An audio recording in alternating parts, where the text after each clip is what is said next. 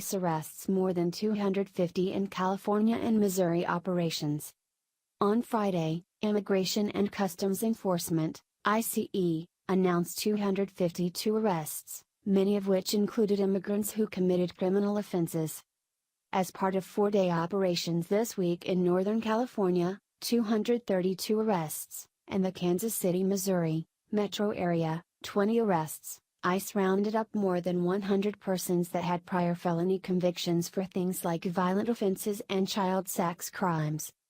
In California, the detained individuals included 180 who either were convicted criminals or failed to depart from the United States despite an order of removal.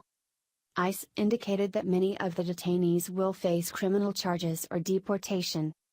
Some of the individuals arrested during this operation will face federal criminal prosecutions for illegal entry and illegal re-entry after deportation.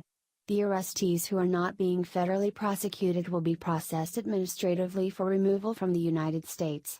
Those who have outstanding orders of deportation, or who return to the United States illegally after being deported, are subject to immediate removal from the country. This week's operations were just the latest in a long line conducted under President Donald Trump's administration. Although the president pledged multiple times to get tough on immigration and criminal immigrants, in particular, some places like California have enacted so-called sanctuary practices which block local law enforcement's cooperation with federal immigration authorities. ICE suggested that California made it more likely that more immigrants without criminal convictions would face arrest.